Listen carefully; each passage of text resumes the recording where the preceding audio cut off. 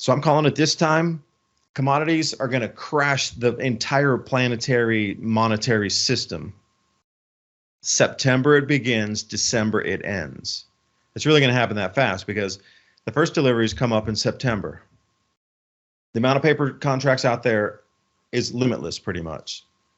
But people have realized that, you know what, like me, there won't be the corn. So what if I get the corn? I could probably get it in my physical hand and then on sell it to somebody for a 20 or 30% gain easily, just even in a day or two of transaction. Go, oh, I got 50 barges of corn. Who wants it? Nobody else can get it.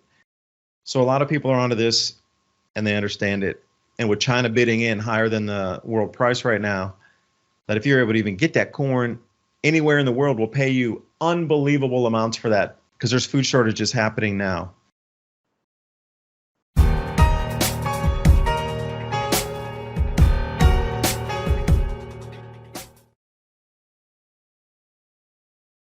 And welcome back for the second hour of Mini Ice Age Conversations.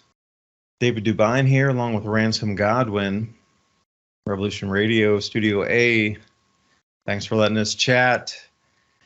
If we were looking for signs that we are coming into the end of what we know as the present Homo sapiens sapien. Well, what is the deal with this? They're already planning for it. And I say, what else is being planned for? Oh, the Bank of England. You know, these nefarious characters here putting into play their bank bail-in protocol.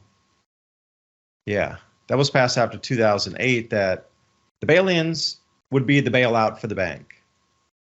Because see, 2008, the law was changed after this subprime financial crisis. And we're repeating a lot of chapters here. Like this subprime financial crisis, everybody got in on early mortgages and hardly had to put like $1 down, but your mortgage would go up and down with the interest rate of the gov. But it was so stable for a while that people were like, okay, it'll stay at like 3%, 4%. It won't move up from there. But it did greatly in 2007. In 2008, it got so unaffordable because people's mortgages rose so quickly that they just dropped the keys on the table and walked away en masse. And it took bank after bank after bank down. So then all these banks were getting nearly to the collapse of the financial system. They had to put in a bunch of paper fake money back at that time too. And, you know, they were quibbling about like not even $1 trillion at that time to save the system. And the request was for 700 and something billion in a single night. And they were freaked out. It wasn't even $1 trillion they were asking for. And it was still like so orders of magnitude above anything ever asked for that it shocked everybody. But now 780 or something billion on a single transaction helps save the monetary system. You're like, oh, we can do that every night now. You know, and just the way they frame it now, it's trillions, 34 trillion. You know, those bank bail-ins, the same thing like these scoundrels did that are in the Federal Reserve, the Board of Governors in the Federal Reserve. They passed a law at the very top of the market that they were no longer allowed to own any equities or bonds or anything in the financial markets, and they forced themselves to sell. Just before the very top of the market, they passed that. 2 months later was the very top of the market as we know it today, and they all had to sell forced at the point of a, you know, mandate or something, or they're going to lose their position. You need to sell everything. They forced sold themselves at the high of the market. These are the people you're dealing with that also passed those same bailout bills back in 2008 and 9. Financial crisis was going to collapse. Seriously, was going to collapse, or so they say. They needed the almost $1 trillion. Because of that, so many banks failed. Freddie Mae, Fannie Mac, anything real estate. Well, this time it's going to be anything commodities. I am making a bold call here, and please, Ransom, write this down or else I'm going to forget it in my state of mind right now. The next, just like it was the you know, Fannie Mae, Freddie Mac that got taken down in the real estate collapse in 2008. The commodities houses and the commodities brokers and the trading houses are going to get taken out this time because there's not going to be enough corn to deliver on contract. And a quick 1 minute break here from our sponsor, C60 Evo. I feel more energized and I think more clearly when I take this product. I do know how I feel before and after working on a farm, focusing your endurance, strength, in addition to delivering more than 172 times the power of vitamin C as an antioxidant. moving through the body like a magnet, attracting and neutralizing free radicals. Being able to take care of your own body, and especially the things we're going to be eating are probably not going to be as healthy for us. So, thinking about cleansing yourself, getting rid of those free radicals. Your diet might change, but you would put this right on the front line. I've mentioned a few things like magnesium, the vitamin C, colloidal silver, C60 for sure. Make sure your C60 products are 100% ESS 60, purchased directly from the lab at c60evo.com/adapt2030 and use the promo code ADAPT2030 to take an additional 10% off your order. That link's in the description box below. And now back to the video. There's more people with contracts now pledging to take delivery out of Chicago in September, which is just literally a few months away, than there is the amount of corn in the United States to fill the contracts. At this time, we're months away from anywhere. And now they're basing it on what they're getting for crop forecast now. But now it's getting worse and worse and worse. There's droughts and like lowering yields everywhere across the board. Like everything that was planned at the beginning of the year for yields is down at least 20%. And then you got the fertilizer shortages too on top of that. I'm just talking about natural effects. So the way the cascade of the demolishing of the financial system is going to be based on the product base itself. Because if you don't have the corn, you can't manufacture almost any product that we have. From the fuels that need the ethanol to most of the things in the supermarkets that need some sort of corn product in them. And then we got the animal feed, and corn is in every finger. Like you said, it's technologically right now in this transition, there's a finger in every bit of technology that there could possibly be applied to society right now. Well, same thing with corn. It's in everywhere. It's really a place you cannot find a corn byproduct. The same thing with diesel and different emulsifiers and these different things that go into diesel fuels. They got 5-6 extra chemicals that need to go in there, along with the DEF, that's that diesel exhaust that's mandated by the EPA to reduce pollution. Like that's an extra thing that's just not there. So I'm calling it this time, commodities are going to crash the entire planetary monetary system. September it begins, December it ends. It's really going to happen that fast because the first deliveries come up in September. The amount of paper contracts out there is limitless pretty much.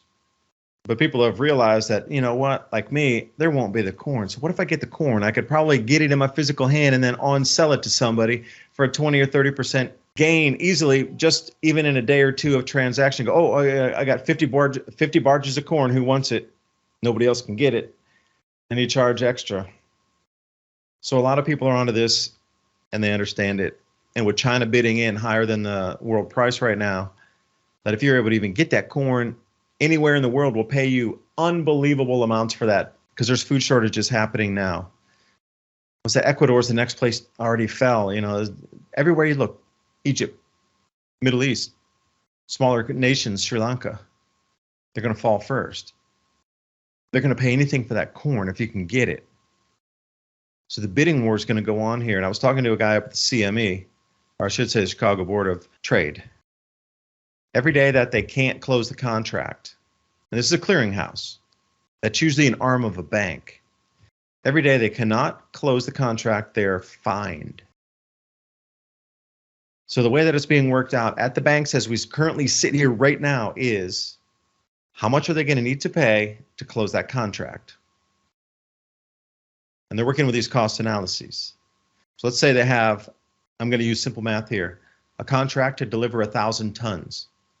But they only can get from their grower, who is also on contract, 800 tons. If that farm can't deliver its contract, it gets fined every day also, the farm itself. So they're looking for a massive amount of bankruptcies to roll through the farming industry because these guys are getting wiped out on their yields, not only for the fertilizer, but also the drought that we're seeing and the inclement weather for planting all over the northern tier states of the U.S. on the border with Canada, specifically the Dakotas. It's physically not going to be there. So whoever has the most money to buy it to cover and then get the extra to close their contract. So you're looking on the market for 200 extra tons because your contract's for 1,000. You got to deliver, you're getting fined every day. I can deliver 800 tons of it. Okay, so I'm out on the market trying to scrap together 200 tons. And this is where lies in the problem, is the banks are going to bid to any price it takes to get that corn. Now, soybeans, as I was talking with my contact there, was saying, David, you're not going to believe this. They're talking like $50 soybean. That's never been that. It's not even conceivable to go that high, ever. Even where we're at the record high ranges now, to say 50, you'd be laughed out of a room. I was nearly laughed out of a room for calling $20 wheat last year.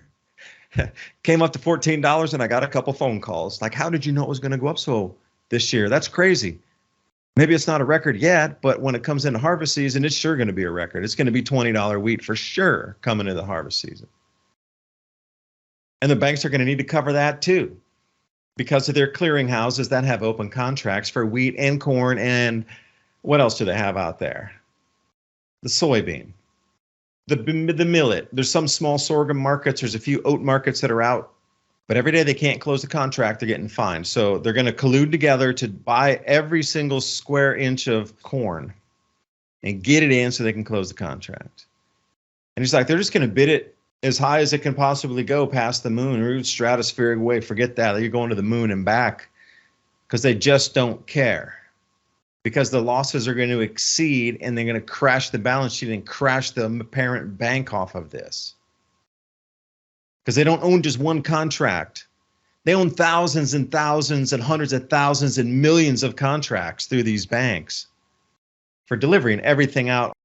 It's starting to show the illusion of the crack, because the silver market's the exact same way. There's like 1,000, maybe even more paper ounces out there than the physical.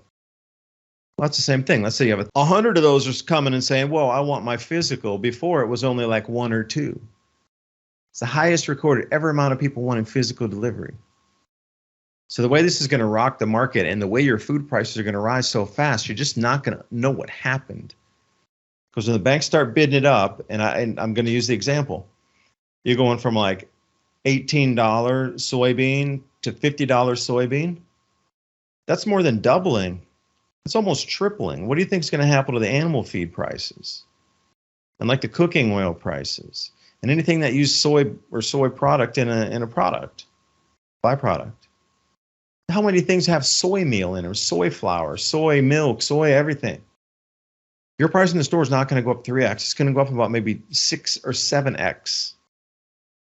So whatever the farmers are reflecting on that, you can then double that out to your store purchase price, and probably higher. Because out here in East Tennessee, a dozen eggs at wholesale is like $1.50 now. It did creep up to around $1.70.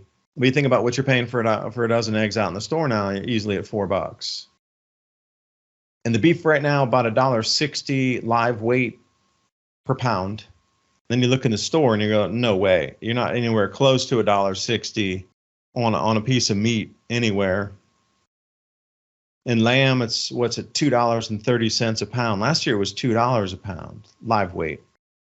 But I can't tell you anywhere in the world where you can get a lamb cut for like $2. You got to buy a live weight animal. You got to do the process. You got to figure it out. Dress that thing out into steaks and meats that you can use. So I don't know, Ransom, I lost my thought there. But something nefarious this way comes. You made me hungry talking about all those steaks and stuff. All of what you said is obviously happening, and people sometimes don't understand the how things are relevant. Like you were talking about, when all of these grains go up in price, that you're going to have all of these other products, everything breaded, all the animal feed, everything that takes these grains, the oils. But not just that. Think about, they're hiking the price of petroleum products up. What does that mean to you? Well, most people think about the gas pump being high and they're paying a lot for gas, but everything made out of petroleum increases. And for an example, I used to do vinyl siding right around the time that we were doing a lot of war. And I saw when the price of gas went up, guess what also went up? All of our building supplies that we normally made our percentage off of the low cost of the materials and getting paid a pretty good amount for labor, that all disappeared. So our profit disappeared almost overnight with the increase of gasoline or petroleum products, because everything made out of petroleum products. That includes all your plastics. everything that's made out of plastic. That pretty much is 90% of the product that you're going to be getting from the store. Any kind of trinkets, any kind of tools, any kind of clothing, etc. There's so much plastic tied to that. And also the food industry. Just imagine how much plastic that they put on everything, and all of that is also going to increasing the overall price of each one of those products. Food products especially is where you're going to start seeing it. I saw tinfoil $15 for one little thing, and I was thinking, wow, man, I'm glad I don't even use that. Then it makes me think of, part of what you were talking about is cycles when you're saying that. And so right now we have a unique planetary alignment that's happening. And let's push ourselves over into the astrology cycle for just a second. I'm not an astrologer. However, I did recognize that astrology is one of the first sciences, and there's a lot of patterns and things that you could tell about reality. But not only that, more importantly, we know that the elite and a lot of the people in these secret schools and societies and different things all are super about the astrology, when things line up. And right now, and this month, we have Mercury, Venus, Mars, Jupiter, and Saturn all lining up early in the morning. One thing I'm saying is, imagine how the ancient people felt when they looked up and saw all of their visible gods in the sky at one time. But let's fast forward to a more recent cycle. So the last time that these 5 planets simultaneously were in the sky was in 1864. What was happening in 1864, and what kind of cycle? Yeah, the beginning of the Civil War. That's right. The whole year was Civil War. War. Now, right now, if you've been paying attention to the fictional stories that they're saying, they're trying to tell us right now that that's what's going on, that we're, at the fringe of a civil war. They've been trying really hard to push it. Why, though? Well, I think this is part of the answer right here is historical events. It just shows you what was happening in 1864, last time the planets aligned like this. And what happened was a bunch of war. The exchange of monies and goods and resources, and the realigning of partnerships, business deals, stock markets, what they had then. And you can just look through the entire year. This is war. And this is what they tried to have planned for us now, which is funny because this same cycle is going to pop back around in 20 years. So this was a longer cycle, but the same planetary cycle is going to pop back up in 20 years in 2040.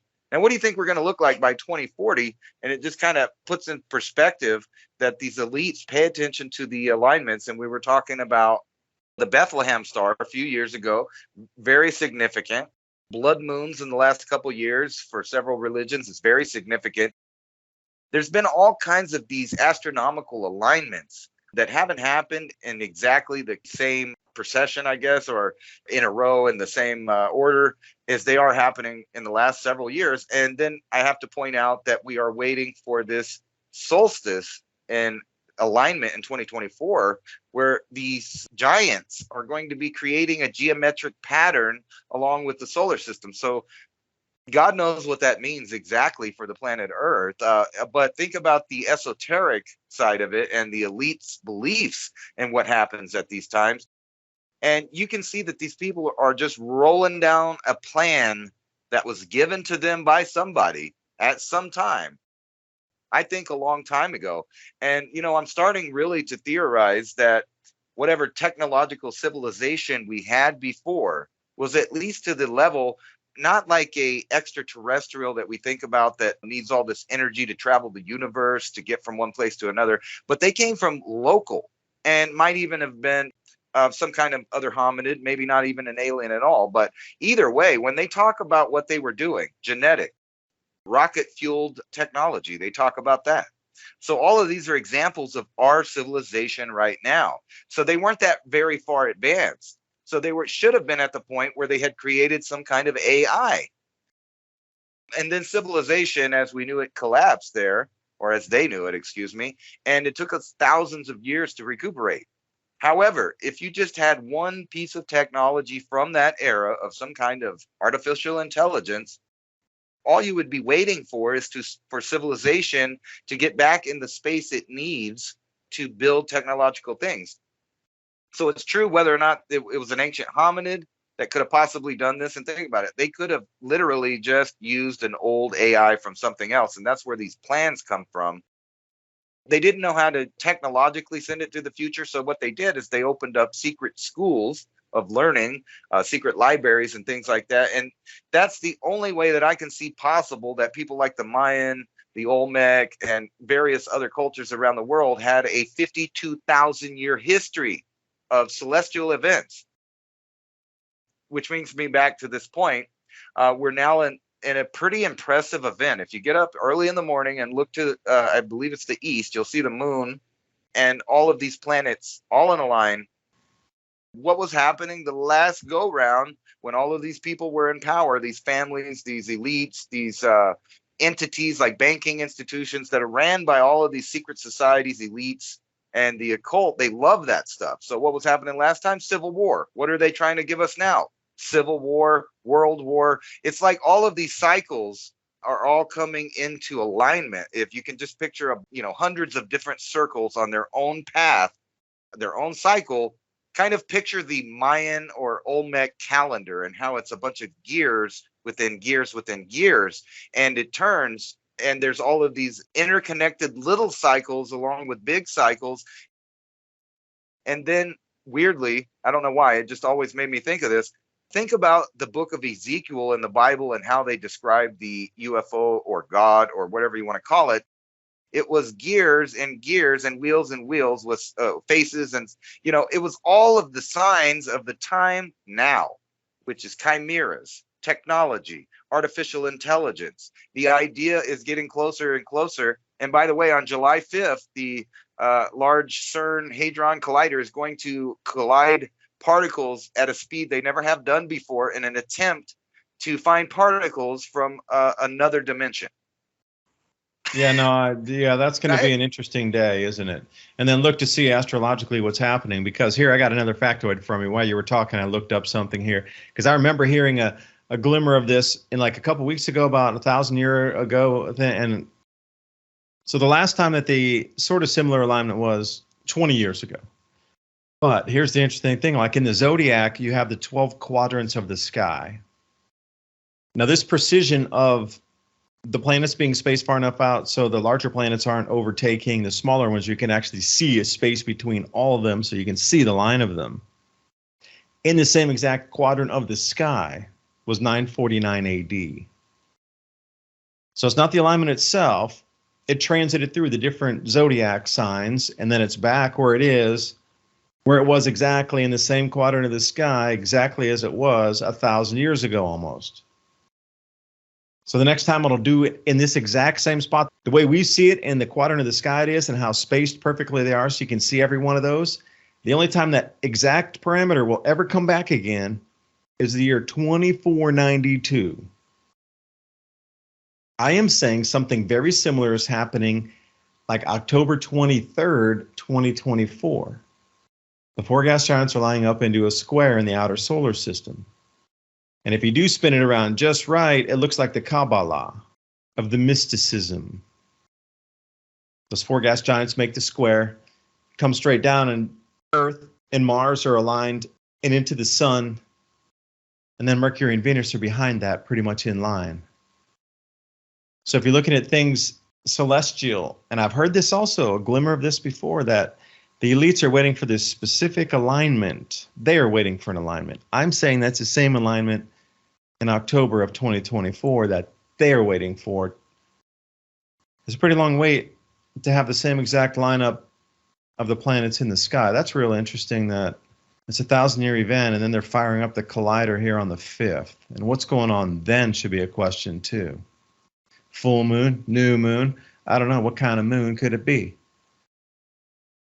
Since I've been reading into the electric universe and talking to different people and kind of viewing the universe, it kind of confirmed the way I viewed it already, but it just kind of connected it better. So I have this idea of this date is this, winter solstice 2024. The planets are aligned like this. What would happen if the sun produced a coronal mass ejection and it was pushed out towards Earth and then into these four gas giants that have these magnetic fields what happens with all that energy? Does it bounce back to the Earth again for a second hit? And what would that look like as far as the cosmic rays hitting the Earth from two different directions? It makes me think of these things. What kind of weird magnetic phenomenon is going to happen? And that was just a what if. But what if we had a coronal mass ejection? Think about the energy, or even without it, the sun's energy that it's already pushing off, bouncing back from those magnetic fields would be all Earth facing, directed back at us. So there would be an increase necessarily, I would think. I mean, I'm not an astrophysicist, but I would think that, just picturing it in my head in layman's terms, of this energy bouncing off of magnetic fields coming back, it would be coming back at the Earth at that time. So with or without, it seems like a very unusual set of circumstances that might create a phenomenon, that's something that would go down in the ages.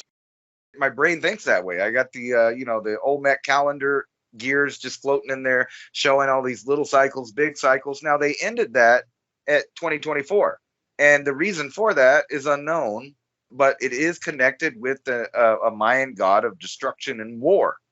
That was a tablet that nobody actually saw till recently, because the priest that put it into the temple at the very top of the pyramid put it in backwards so no one would see it. So it's a really strange inscription.